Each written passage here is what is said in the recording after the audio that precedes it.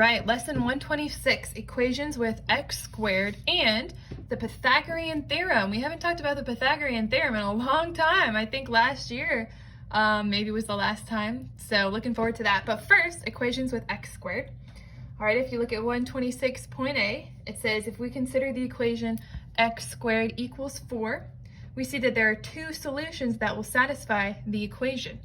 Okay, so when you have a variable and it's squared and you're trying to solve the equation, hopefully you remember to get rid of the squared symbol, just create a square root and it cancels it out. Of course, you have to do that on both sides of the equation, but that's how we would work it. So we would do the square root and that would get rid of both of those. And so we would have to do the square root on the other side. So x would be equal to the square root of 4, and two numbers will satisfy that equation, right? 2 or -2. Okay, the square root of 4 could be 2. 2 times 2 is 4. It could also be -2, okay, because -2 times -2 is 4. All right, so for example, 126.1, p squared equals 16. Okay, do the square root of both sides. So p is equal to the square root of 16. What's the square root of 16? Well, it could be +4 and it could be -4. So for your answer, you can put p is equal to positive or -4. That's how you would write your answer there. Okay. Example 126.2, p squared equals 42. Okay, so we're going to do the square root on both sides. P is equal to the square root of 42. Now you might be thinking, ooh, square root of 42, that's weird. I don't know that. I know the square root of 36 is 6, and I know the square root of 49 is 7. I don't know the square root of 42, and it's not a whole number, obviously. It's somewhere between 6 and 7. So for your answer, you can just put p is equal to positive or negative the square root of 42. All right, just because like these, since it's a square root, there's going to be a positive and a negative answer. So this would actually be your answer for 126.2. Okay, so that's the first part of the lesson, equations with x squared. Then we have the Pythagorean Theorem. All right, so let's just review this a little bit. Okay, if you look at the top of page 362, it says a right triangle is a triangle that has a right angle. So we have that here. The side opposite the right angle is called the hypotenuse. Okay, hypotenuse. All right, so when you have a right triangle, this side opposite the right angle, so coming across opposite it, that's going to be the longest side of your triangle, and that's going to be the hypotenuse. Okay, then these other two sides, these shorter sides, okay, these are called legs. So you have two legs and you have a hypotenuse, just for right triangles. 362, it says a right triangle has a property that is especially useful. This property was known to the ancient Egyptians before 2000 BC, but it is named after a Greek mathematician who was born on the Greek island of Samos in the 6th century BC. Later, he lived in southern Italy in a town called Crotona. His name was Pythagoras. The theorem that bears his name is so simple that it is difficult to appreciate how important it is. Pythagorean Theorem, the area of a square drawn on the hypotenuse of a right triangle equals the sum of the areas of the squares drawn on the other two sides, the legs. So we have that illustrated here. Okay, if you have this side as 3 and this side as 4, this side will be 5. Okay, so the rule is you can square both of these. So 3 squared, that would be 9.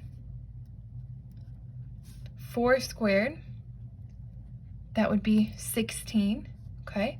And when you add those together, the sum, if you take the square root of that, you can get the length of this side here. Okay, so 9 plus 16, that would be 25, which is equal to 5 squared. All right, so do you remember the way to state this? Okay, hopefully you do. A squared plus b squared equals c squared. All right, make sure you know this. A squared, which usually refers to the shortest side, okay? Sometimes these sides could be the same length, but usually a squared is the shortest. B squared, which is the next and then c squared, which is the hypotenuse, okay? In the triangle on the left, the area of the square, well, we already covered that, okay? So let's just go ahead and look at 126.4, okay? I'm skipping 126.3. Okay, 126.4 says find side P in the triangle shown, okay? So immediately, let's just write down the Pythagorean theorem. All right, now we're missing our hypotenuse, right? We know that that's the hypotenuse because it's across from the right angle. So we can do 4 squared in place of a squared, 5 squared in place of b squared, and then p, that's going to be our c squared. So we're trying to figure out what p is, the length of this side. Okay, so 4 squared, that'll be 16. 5 squared will be 25. Okay, so we can come over here. 16 plus 25, 41. Okay, so 41 is equal to p squared. All right, so again, to get rid of this squared here, we can do the square root of both sides, and that'll get us the square root of 41 will be equal to p. Okay, now unless you have a calculator, you're probably going to have a hard time figuring out what the square root of 41 is. So you can just put that for your answer, and that's an acceptable answer.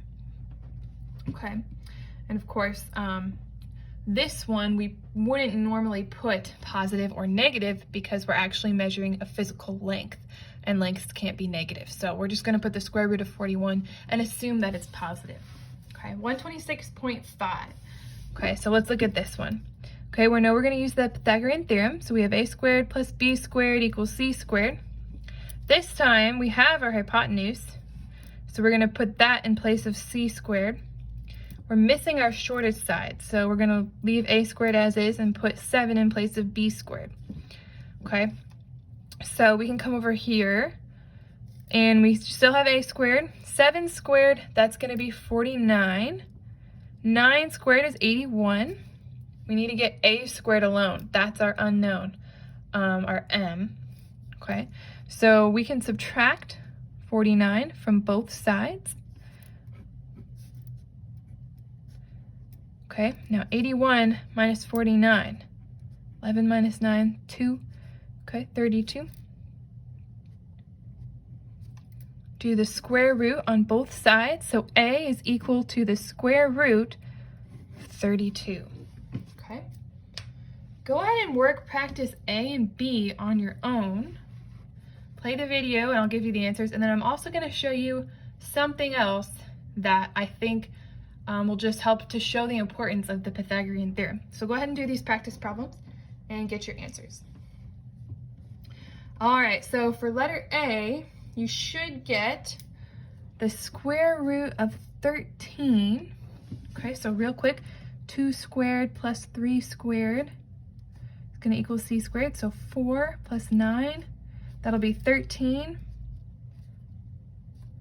Okay. So we know we have to do, whoa, that was horrible, the square root. So the square root of 13, that'll be equal to c. All right. For B, you should get the square root of 32. That one should look pretty familiar to the one we just did up here. All right. Okay, so here's something else I want you to consider. All right. I was working on this math lesson and my dad walked in and I told him I was working on the Pythagorean theorem, and he said that was interesting because he used the Pythagorean theorem to build the stairs on our deck. And he says, I've used the Pythagorean theorem every single time I've built any set of steps. So he was explaining to me how he did that. So I'm going to go ahead and show that to you, okay? Because I think it's a really good illustration of why you would even care to know about the Pythagorean theorem. All right, so let's consider.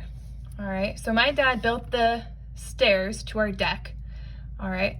And he was trying to figure out at one point what was the length of the board he needed to buy in order to build those steps, okay? So here was his plan, okay? 12 steps, and each step was going to be 12 inches or 1 foot right here on the part where you would put your foot down. And then each step was going to be 9 inches or 3/4 of a foot tall. Okay?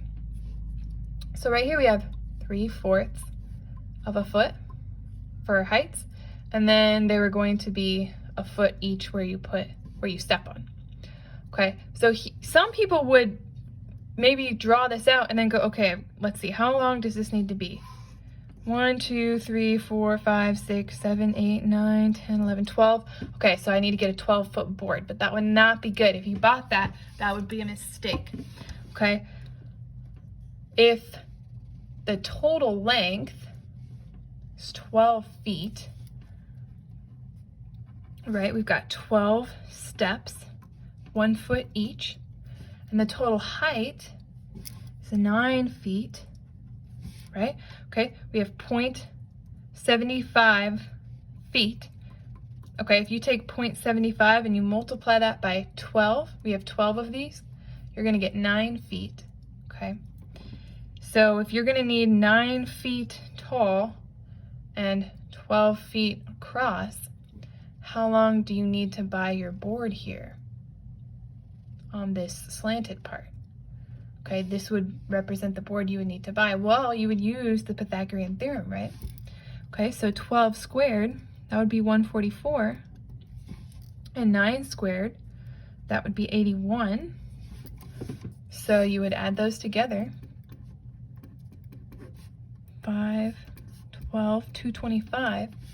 Okay, so what's the square root of 225? 15.